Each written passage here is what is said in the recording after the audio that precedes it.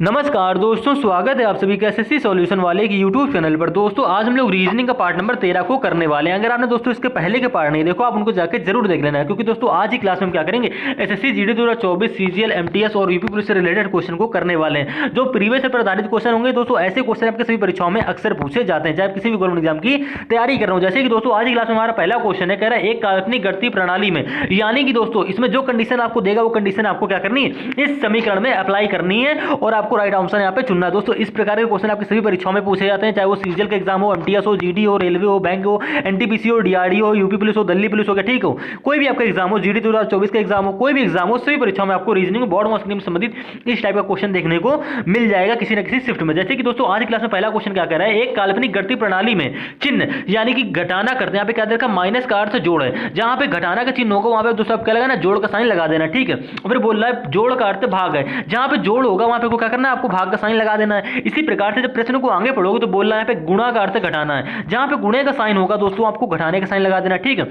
और बोल रहा है लास्ट में भाग का अर्थ गुणा है, जहां पे भाग होगा वहां पे आपको लगा देना, गुणा लगा देना इस समीकरण में।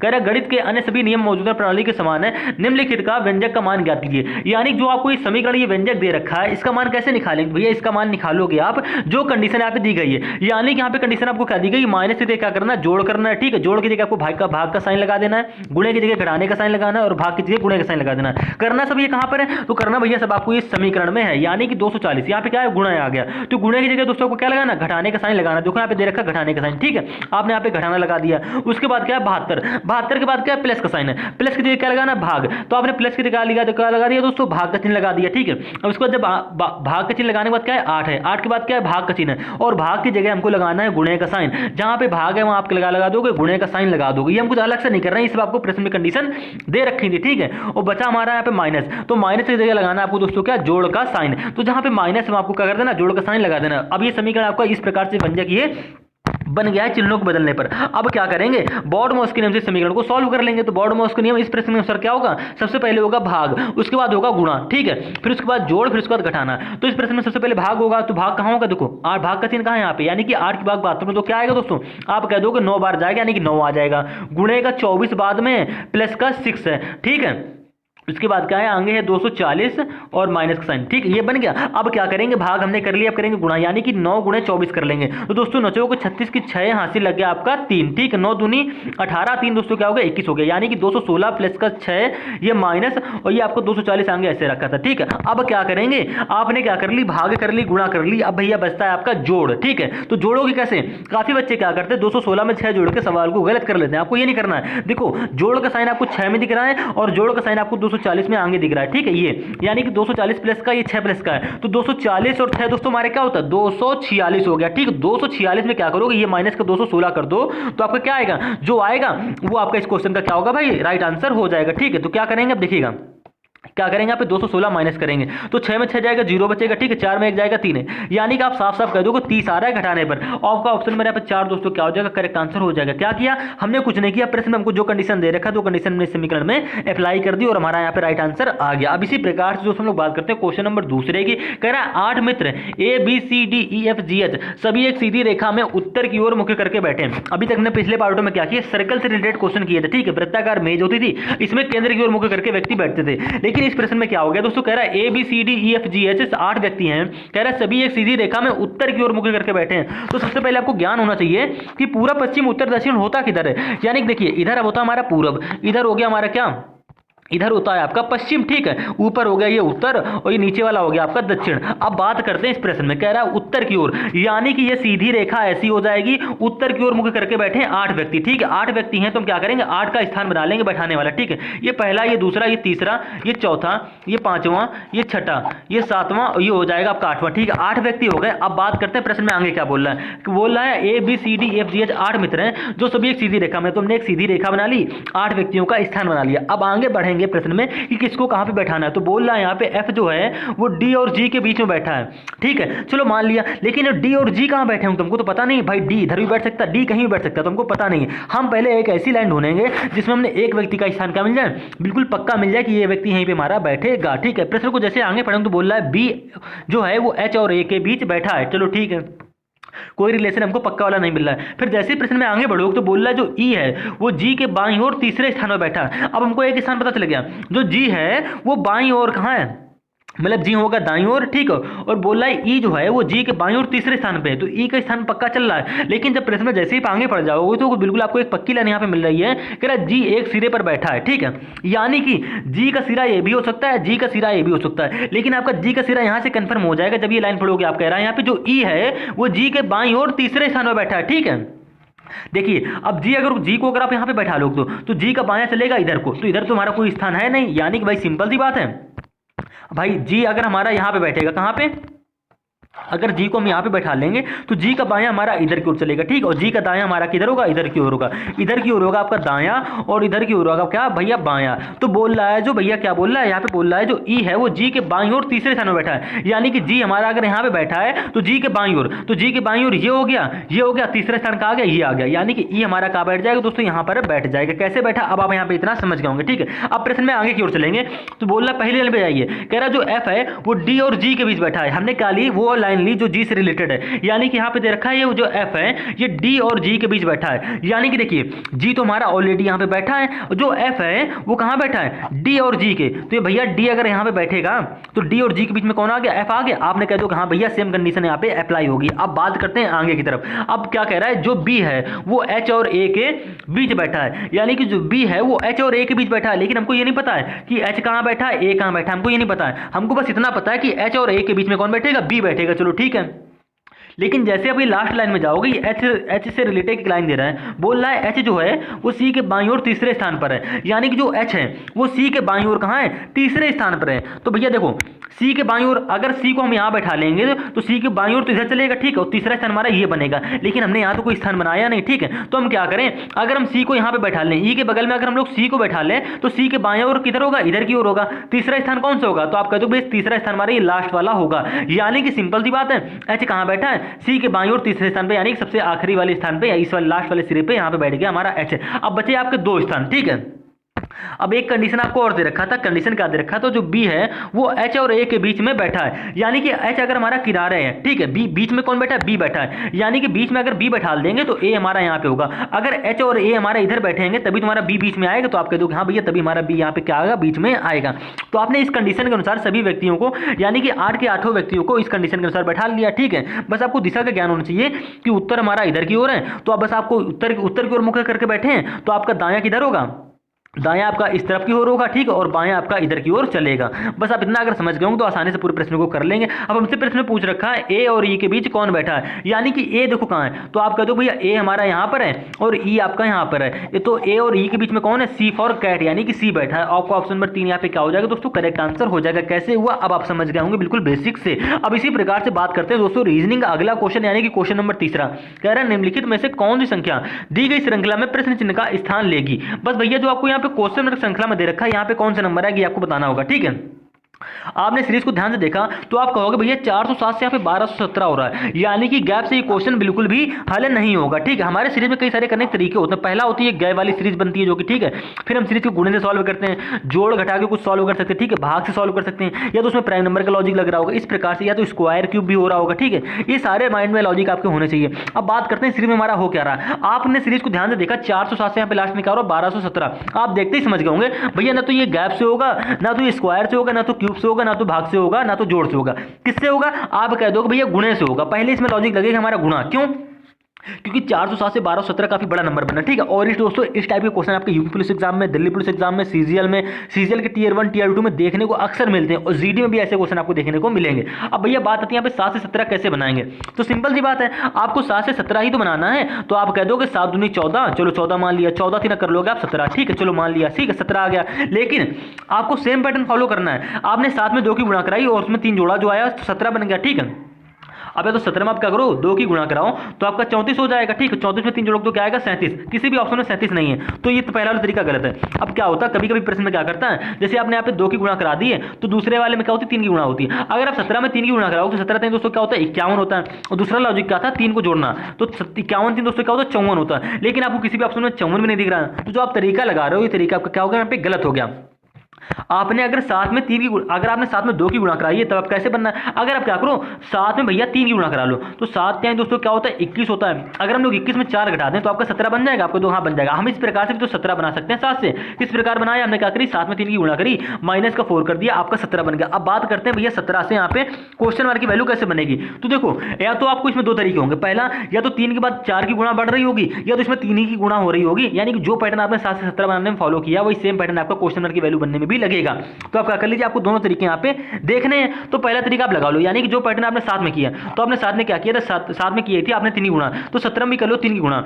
17 ने दोस्तों क्या होता है 51 होता है। क्या किया तो उसके बाद माइनस का 4, तो 51 भी क्या करो माइनस का 4 कर दो, आपका क्या आ जाएगा 47 आ जाएगा। तो आप कह दो भैया हमको ऑप्शन नंबर 2 में 47 देखने को मिल रहा है, यानी कि ऑप्शन नंबर 2 आपका यहाँ पे करेक्ट आंसर हो जाएगा। ठीक है, लेकिन करेक्ट आंसर बोलने से पहले आप एक स्टेप आगे और बढ़ जाएंगे, यानी कि अगर आपका 47 से 137 इसी प्रकार से बनना है इसी लॉजिक के आधार पर तो इस सीरीज आपकी इसी लॉजिक से चल रही होगी आगे। ठीक है, तो देखो अब भाई 47 से 137 कैसे बनाएंगे, तो देखो जिस प्रकार से हमने 17 से 47 कैसे बनाया, तो आपने क्या करी 17 में 3 की गुणा करी माइनस का 4 की, आपका 47 बन गया। सेम इसी प्रकार से 47 में 3 की गुणा कर दो, 3 से 21 की एक हासिल लग गया, 2 3 को 12 2 14 हो गया। ठीक है, 141 हो गया, माइनस का 4 करोगे दोस्तों आपका क्या आ जाएगा 137 आ जाएगा। आप कह दो हमको श्रृंखला में 137 आगे मिल रहा है। किस प्रकार से मिला, क्योंकि जो लॉजिक हमने पीछे चल रहा था वही सेम लॉजिक हमारा 137 बन गया। अब इसी प्रकार से 137 में अगर आप 4 की गुणा कर दोगे, ठीक है सॉरी 3 की गुणा करा रहे हो ना, तो 137 में 3 की गुणा कराओगे, 3 से 21 की एक हासिल लग गया, 2 3 का 9 2 11 की एक हासिल लग गया, 1 3 3 1 4। ठीक है, 411 माइनस का 4 करोगे तो आपका क्या आ जाएगा दोस्तों 407 आ जाएगा। आपको सीरीज में 407 दे भी रखा है, यानी कि इस क्रम से आपकी क्या होगी पूरी सीरीज ये सॉल्व हो जाएगी। उम्मीद है दोस्तों आप रीजनिंग इस क्वेश्चन को भी आसानी से समझ गए होंगे। अब दोस्तों मोस्ट इंपॉर्टेंट क्वेश्चन की बात करते हैं दोस्तों, इस टाइप के क्वेश्चन आपके हर शिफ्ट में हर एग्जाम में एक क्वेश्चन इस टाइप का देखने को मिलेगा। ठीक है, क्या कह रहा है, उस सही विकल्प का चयन करें जो दिए गए शब्दों को उस क्रम में दर्शाता है जिस क्रम में अंग्रेजी शब्दकोश में दिखाई पड़ते हैं। अंग्रेजी शब्दकोश का मतलब दोस्तों ये कि ए टू जेड में हमारा क्रम से आता है, यानी कि ए के बाद अगर बी आना, बी के बाद क्या आता सी आता, सी के बाद दोस्तों डी, डी के बाद ई, ई के बाद एफ, एफ के बाद जी। ठीक है, यानी कि क्रम चलता चला आता है सीरियल से। ठीक है, सेम इसी प्रकार से आपको क्या करना है, इसको व्यवस्थित करना है। तो 90% क्या करते हैं भैया बच्चे इस क्वेश्चन को स्किप करने की कोशिश करते हैं। भाई स्किप बिल्कुल नहीं करना है, क्वेश्चन को ध्यान से देखिए। यहाँ पे आपको 5 वर्ड दे रखे हैं। ठीक है, तो देखो व्यवस्थित किस क्रम से किस प्रकार से करते हैं। पहले तो क्या करो, प्रत्येक वर्ड में देखो आपको यहाँ पे TAMA TAMA TAMA TAMA TAMA, यानी कि प्रत्येक वर्ड में आपको TAMA तक कॉमन मिल गया। जो आप क्या करोगे TAMA तक को छोड़ दोगे। अब क्या करेंगे, आगे बढ़ेंगे। आगे देखो जैसे ही प्रश्न को हम सॉल्व करेंगे वैसे आप पूरा तरीका यहाँ पे समझ जाने वाले हो। ठीक है, देखो पहले वर्ड में क्या है, ए के बाद यहाँ पे L है, यहाँ पे क्या है दूसरे वर्ड में ए के बाद G है, यहाँ पे क्या है ए के बाद R है, यहाँ पे क्या है ए के बाद R है, और यहाँ पे क्या है ए के बाद B है। ठीक है, यानी कि ए के बाद में सब में क्या है, किसी में L है, ठीक है, किसी में G है, किसी में R है और किसी में B है। तो LGRB में सबसे पहले क्या आएगा, तो आप आसानी से कह दो भाई क्रम के अनुसार चलोगे तो सबसे पहले आपका क्या आएगा LGRB के अनुसार में सबसे पहले क्या आएगा आपका B आएगा। ठीक है, B आएगा, B के बाद G आएगा, G के बाद L आएगा, L के बाद R आएगा। आप इस प्रकार से इनको व्यवस्थित कर लोगे, क्योंकि बोल रहा है ना जिस प्रकार जिस क्रम में वो अंग्रेजी शब्दकोश में दिखाई पड़ते हैं। ठीक है, यानी कि आपको क्या करना है क्रम से व्यवस्थित करना है। तो आपको कैसे क्वेश्चन जब भी मिले तो आपने देखो ना ये देखना है कि प्रत्येक वर्ड में आपको TAMA तक कॉमन मिलेगा, तो आप इसको छोड़ेंगे। ए के बाद देखो बी किसमें मिल रहा है, आपका जो किसमें मिल रहा है, बाकी सब में हमें देखो यहाँ पे ए के बाद बी था, यहाँ पे ए के बाद आर था, यहाँ पे आर था, यहाँ पे जी था, यहाँ पे एल था। तो आप कह दोगे सबसे पहले भैया क्या आएगा बी आएगा, यानी कि 5 नंबर वर्ड पहले लिखा जाएगा। ठीक है, कॉमा लगा देंगे। अब बात करते हैं 5 के बाद कौन सा वर्ड आएगा, देखिएगा आपका ऑप्शन नंबर 5वां लिख लिया आपने। अब बात करते हैं 1 से 4 तक में कौन सा आएगा। तो देखो यहाँ पे ए के बाद क्या था आर था, यहाँ पे ए के बाद आर था, यहाँ पे ए के बाद जी था, और यहाँ पे ए के बाद एल था। तो भैया LGR आपको देखने को मिलना है। भाई ए तो सब में कॉमन है, ए के बाद वाला अगर देखते हैं तो यहाँ पे R है, यहाँ पे G है, यहाँ पे L है। तो RGL में सबसे पहले कौन आता है, आप कह दो भैया RGL में सबसे पहले हमारा आएगा G, G के बाद आएगा L, L के बाद आएगा R, यानी कि G पहले आएगा तो G वाले वर्ड को क्या करोगे पहले लिख लोगे, यानी कि 2 नंबर को। तो 5 के बाद क्या आ जाएगा आपका 2 आ जाएगा। 5 के बाद 2 सिर्फ आपको ऑप्शन नंबर 3 में देखने को मिलेगी, यानी कि ऑप्शन नंबर 3 आपका क्या हो जाएगा यहाँ पे दोस्तों करेक्ट आंसर हो जाएगा। आपको आगे बढ़ने की जरूरत ही नहीं है, लेकिन पूरे क्वेश्चन को देखिए किस प्रकार से हम लोग सॉल्व करते हैं। अब देखो आपने 5 के बाद आपका 2 आ गया, अब 2 के बाद क्या आएगा, कौन सा वर्ड आएगा, तो आपने 5 और 2 को यहाँ पे हटा दिया। अब बात करते हैं पहले और तीसरे और चौथे में। ठीक है, यहाँ पे ए के बाद क्या दोस्तों L है, यहाँ पे ए के बाद क्या है R है, यहाँ पे ए के बाद क्या है R है। तो भैया ए के बाद L है, यहाँ पे ए के बाद R है। तो भैया L पहले आता है R, तो आप कह दो भैया पहले हमारा L आएगा, L के बाद R आएगा। ठीक है, यानी कि ए के बाद अगर L आएगा पहले तो आपका ऑप्शन नंबर 5 के बाद क्या आ जाएगा, 5 के बाद 2, 2 के बाद यहाँ पे 1 व्यवस्थित हो जाएगा। ठीक है, और आपको ऑप्शन नंबर यहाँ पे 3 में देखो मिल भी रहा है 2 के बाद 1। अब बात करते हैं तीसरे और चौथे में। तो भैया देखिए अब तीसरे चौथे में दोनों R है। ठीक है, दोनों में आर आ रहे तो हम पता नहीं कर पाएंगे पहले कौन आएगा, लेकिन आर के बाद जैसे ही देखोगे तो यहाँ तीसरे वाले में आर के बाद क्या है, आई है, और यहाँ पे चौथे वाले में आर के बाद ए है। तो भैया आई पहले आता है या ए पहले वाला आता है, तो आप कह दोगे भैया ए पहले आता है, यानी कि 4 नंबर को अब क्या लिखा जाएगा, एक के बाद लिखा जाएगा, जो बचा उसको लास्ट में लिख देंगे, यानी कि 3 आएगा। ठीक है,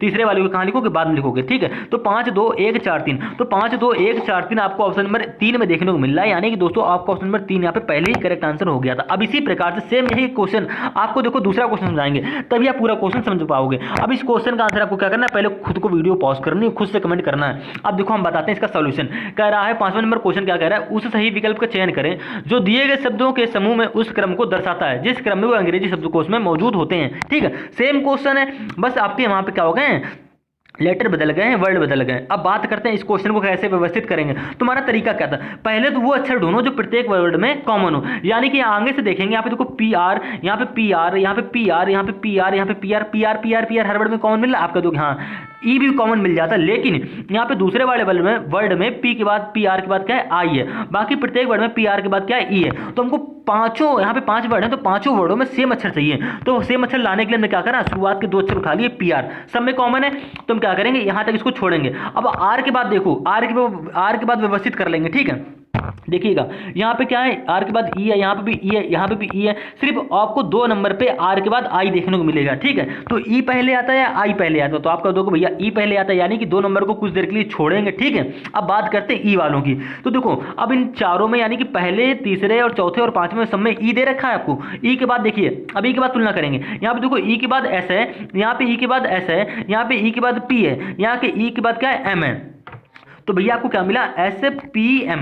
ठीक है, ई के बाद ये एस पी एम मिला, तो ई एस पी एम में सबसे पहले कौन आएगा, तो आप कह दोगे आसानी से भैया एस पी एम में ई के बाद सबसे पहले हमारा आएगा एम।